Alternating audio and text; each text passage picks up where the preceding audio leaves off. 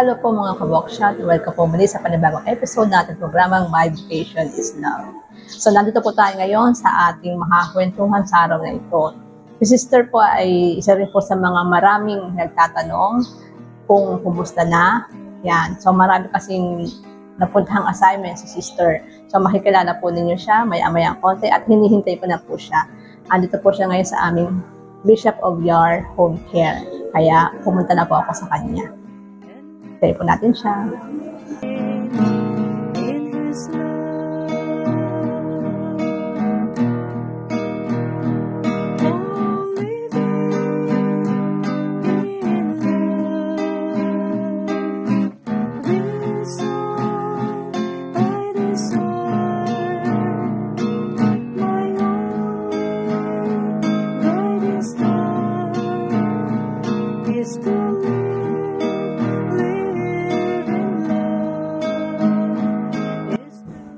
Ayan, dumarating na po si sister.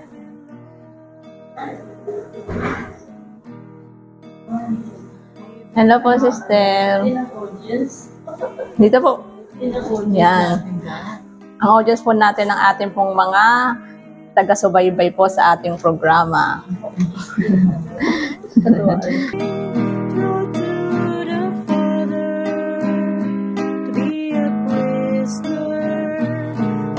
Salamat po. Marami po tayong babatiin ngayon, sister. Kasi po, Sino? marami po kasing nangungumusta sa inyo na ating mga manonood po, sister. Yan. Sino ko basta po kayo?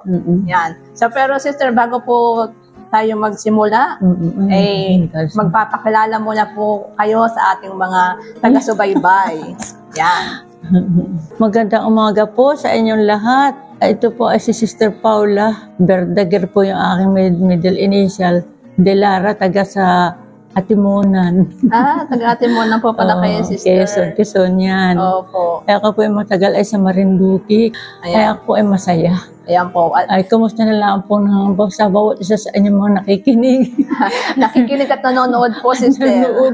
Hindi mo po karapat-dapat. Ako kahapon po sinabihan. Wala po magsama hindi man po sa natin ma-recognize, sister, or maisa-isa yung mga nangangamusta po sa inyo. Pero alam po nila at sila po tuwang-tuwa na kayo po ay nakita nila ngayon sa araw na ito. Sister, pwede po kayong mag-share ng konting or maiksing inyong vocation story po bago kayo pumasok. Yan. Simula po ng akin, ako po yung naging choir member muna sa mga bata. Siguro mga 13 years old, legionary. Tapos gano'n lagi po ako kinukontrol ng nanay ko at hindi naman po yung mahilig sa simbahan. Sa bahay lamang po yun. Di ako yung nawawala, naging home visitation. Yung mga gawain po na simbahan. Ako po natuwa. Pagka po may nadating ng mga mother doon, sa panon niya nagpapalimos, ako laging kasama. Ngayon sabi ko, naisipan ko, ganda yata noon. Di ako po ay sinasamahan ko sila at makakilala ka naman po taga-Raos at Timunan. Tapos sabi niya, kumakain kami. Ako natuwa. Paano po ang pagpasok? Pasok, kailangan mag-aaral ka muna. Kasi gano'n, paano kami? May ginawa yung tiyak ng mga yung maestro sa Quezon yan. Kaya ako tinulungan para kayo mag-aral doon ng high school. Sawa po ng Diyos, tinawag na po ako sa Carmel. Punta muna ako sa Gilmore at yung may isang tagaroon sa Timona, si Sister Anita Velos. Di yun po kasama ko sa choir mo. Okay, ganda yata doon. Sister Isgira. Naalaman po na aming Monsieur Imperial. Adelino. Natutuwa naman. Ako binigyan ng recommendation tsaka director ng school. Ako po tinanggap 1958. June 29, 1958. Ako po naman nakatagal doon hanggang 66, 1966. Kinuha po ako ni Bishop of Yar. Palalahanan mong kaligtasan. Kaya nga ako na-receive ko lang. Sige po, kung anong gusto na Diyos sa akin. Ay, ibig sabihin, sister, sa mongha mo na kayo unang pumasok. Pumunta ako sa mongha ng 1958. Sila na may founded 1957.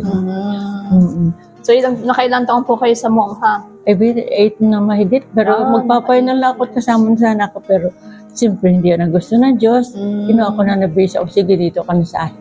Ay, ako po baka hindi nabihasa na magkatisismo. Ako po kinakatisismo dito. Iba po yun. Ay di okay naman. Ay di ako tinanggap po at meron akong recommendation. May Mother Mercy pa yun. Ay di okay po. Si Father Monsignor Jerry namatay na. Abilia. Naroon sa Uod Mother House. Sister, na po kayo magkakapatid? At kami po. Hindi ko na naabot yung pangatlo. Kami 8 sana. Wala. Ay ako'y pang-6. May 2 pang bunso. Kami natitira na si Kuya Ruben. Sister, nung nagpaalam kayo sa mga magulang ninyo, pumayag naman silang magmamahal. Primero na iyak ayaw. Sabi ko lamang, hindi ako, malakas ang loob ng bata pa ako. Sabi ko, ay bakit po yung mga apostolis, mga mahirap po yun, di ba mayayaman. Si San Mateo, alam ko naman, ako nasa balagig na. Ay ako laging binabawalan. Ay di pagpasok pwede lalo na, pero nilakas ang loob ko. Ay di, mas intatay ko medyo sabi sa akin, baka hindi ka magdagal, mag-4 na araw ka doon. Ay, di, sige po. Payag kayo. Ay, ako inihatid ni tatay na sa kauna. Bumasyo na ang gano'n na kaya ako na napaparito. Ay, yun ang pumaraan ng Diyos na ako napaparito sa MCS. At ako naman natutuwa. Dahil hindi yun para sa akin. Sila na, ang dasal ko ay magkaroon ng mas marami magagaling bagay dito sa mongha. Ay ako na may tuwan-tuwan na rin doon. Ay di natuwa na rin ako to. Ang gusto ng Diyos, kung saan ako mababa na sa akin na bispo. At kung ano po. Pero ako hindi makarapat dapat. Kasi sister, may sariling plano po ang Diyos. Kahit gusto natin na halimbawa, gusto nyo magmongha, pero ang plano ng Diyos sa inyo ay hindi po mongha, kundi active life. Di ba po, Yun ay silence yung prayer. So yan po, si sister po ay nagsimula ang bukasyon ni sister noong siya po ay pasali-sali sa choir, no, sa simbahan. Tapos lagi sumasama sa pag yung Miyerkules, Novenarios. Madre, yan. Lagi po nasa simbahan ni sister. Kaya nabuo po yung kanyang bukasyon. Hanggang ngayon ako'y masaya. Ang maswerte lang po, sister, at least po, kahit ayaw ng magulang ninyo, ay very supportive pa rin. Tatay ko. Ayaw pa rin sila para, ihilatin po kayo ng tatay. Imagine, niya ako po siya. Ay, tatay ako dito na. Ay, di, pumayag siya. Hindi na siya nakaabot ng Silver Jubilee ko. Nanay na 1978 siya, number 78 years old. Ako, 38 lang yun. Ay, pero tinanay naka-attend, naka-100. Sister, kayo po nakapag Golden Jubilee na po kayo sa Religious Life? August 12, 2019. Ayan. So talaga naman po, si Sister Paula ay nag-persevere po. Imagine po, nakapag-Golden Jubilee na po si Sister Paula. Sister, ano po yung pwede niyong i-advise doon sa mga may mga bukasyon po para po makapag-decide din po silang katulad ninyo? Ako'y dasal ng dasal araw-araw. Wala nang nadating sa ating munon. Lagi mag-sacrifice din. Kung anong tatawagan ng Diyos, ay pakinggan. So, subukan. Akala yata kung anong hirap. Sa awa na Diyos, sabi ko lamang sa akin sarili ay ako nakaya nila, siguro kakayanin ko rin. Yes, correct, sister. Di po ba? Siguro nakaya nila, makakakayanin ko rin. Bakit nga, pag sa kuwar, ako nag-iisa-isa na kami siya, nakalang dating, mga huli na. Ayan ka talaga, kuwar, kahit naka-second voice lang. Yun. Yan, gusto ko lang i-sum up, sister, ang sinabi mo. Kasi maganda po yung sinabi ninyo. Sabi po ni sister, ulitin ko lang kasi maganda nga po, kung kayo po yung tinatawag, edi subukan. Then, kung kinaya nga po ng iba, let's say, kinaya namin, kinaya ni sister, imagine, nakaabot ng 50 years in religious life, ay kinaya po, kakayanin din po. Di po ba, sister? Yan. Sister, baka meron po kayong gustong batiin o i-shout out po sa ating mga manonood or mga kakilala ninyo? Ay, lahat po ng mga ako po pinakamatagal na assignment ay sa Santa Cruz, Marinduque. Kaya ako po yung ginawang, inadapt po ako ng daughter of Santa Cruz. Ay ako naman pwede makarapat dapat ay di namahal ko po ang lalo yung mga may kapansanan, disabled. Sister, may listahan po ba kayo ng inyong babatiin dyan? Kung siya nga ano, Asan ba ang listahan ninyo? Ay, ari yung mga nagbigay sa atin nung papasko ay nga dumating. Ay, si Ate Madel ang akin, Constantino. Yung head ng Cateches, ang lagi ko makakatawag pa ako ngayon ay hindi na muna. Yuli Rodil, Merna, Marquez, Bilda, Roda, sa Manuel Apina, Rubidelio, Norma Paras, Lili Rebamonte, Dulce Marquez, Tita Alvarez, Chita Pilibilio, Uset, Ikablanca, Glenn Anader, Gloria Liag, Maura Cablanca, Betty Bertuccio, Josie Carabin, Chita Constantino, Milariego, Arias Decena, Pati Alvarez, Maria Camacho, Jose Paramasanta, Lydia Pestaño, Nilda Ariola, Isabel Tagli, Marie Lupina Arroyo, Lourdes Rodil, Amy Monteliola, Nida Monteliola, Gloria Barras, Angelito Valieros, Susing, Shirley Dumaraog, Tita Alvarez de la Besia, Dolores Porley at Merly, Vidula at yung mga kamay na limutan pa si Ate po na kasama, alam na ng Diyos yun, Ate Madel, kasi hindi po. Yan, sa lahat po ng mga binanggit ni Sister Paula. Kasama ko po lagi kayo sa panalangin. Yun lang po ang aking maiganti sa inyo. Bahala na ang Diyos sa inyo. God reward you. Nililista po ni Sister Paula yung mga pinagdadasal niya. Yung po nagpadala. Ayun, may thank you. Kaya hindi umabot ng alis sa Sir Maria Corazon. Mga maliliit pong thank you lamang naman. Ay di alam na ng Diyos, isa ka na. Mas marami kung may nawala. Sabi din sa akin sinulat. Yan, may reflection po kasi si Sister na sinulat.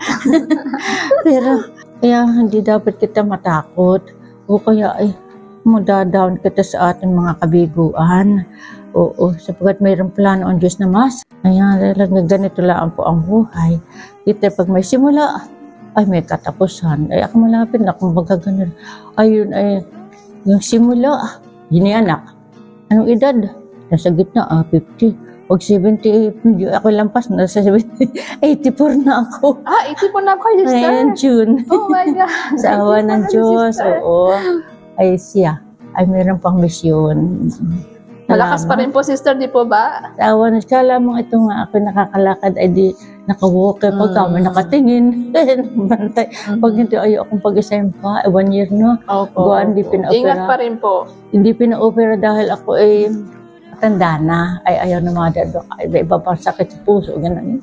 Okay lang naman. Pero talagang saya. Kaya nakakagawa pa ako ng mga ibang bagay po. Libangan. At saka yung dasal. Talaga yun. At talagang kaunahan po ay dasal. At ako natutuwa at marami akong inaalaala sa aking pagdarasal. Pagkagas ko na alas 2, hindi na umaga na. Dasal na ako. Hindi ko nasasabihin. Alam na ng Diyos. Yes po. Ako tuwa. Sister, maraming salamat po at kami po ay pinaunlakan ninyo sa ating pong pagbabahagi sa ating mga taga-subaybay. Salamat ka, Sister Regina, na hindi ko akalain ako. Hindi mo na karapat-dapat din. Kasi, Sister, marami pong naghahanap sa inyo eh. Kaya gusto lang natin ipakita kayo. Hindi ko man po kayo matawag na lahat. Si Ate Charito Rihano, ay may text, hindi ko nasagot. Happy New Year. Happy New Year. Ay ngayon po, ay iba na rin nga naman ang taon. Ay di yun ay Happy Easter na. Hallelujah. Thank you po. Thank you. Salamat po, Sister. Kumusta lang po ng maraming kumusta sa bawat isa sa inyo. Hindi ka man kayo matandaan, nakalista sa akin mga pangalan. Salamat po. Madagdagan pa naman sa bata-bata, hahalili sa atin. At sana'y maraming bukasyon. Matuwa kayo. Akala yata siya ay tatahimik ang buhay at siya mag-aasawa. Sabi na siya, kaya paano? Hindi yun ikaw ay mapatahimik. Ito ay mag-aasawa. Oo. Ang mag-asawa, di biro ko, walang isusubo. Oo, baka mahirapan ka lamang. Ay, hindi naman talaga tatrabaho tayo para sa Panginoon Diyos. Yan. Po. Maraming salamat po, Sister Regina. Siya ay very patient sa akin. So maraming salamat po mga ka-Bokshot. At ito na po ang mga naghahanap ni Sister Paula. Nakita niyo po siya ngayon. Malakas pa rin po kahit po papaano. Nasa edad na 84 po. Yan. So hanggang sa muli po, abangan niyo po ang ating mga iba pang episode at bagong episode na inyo pong nire-request. Yan. Dito lang po sa ating programang My Vocation is Love. Hashtag ang aking awit ay pag-ibig. Salamat po. Bye-bye. Bye-bye na, sister. Bye-bye. Love you very much.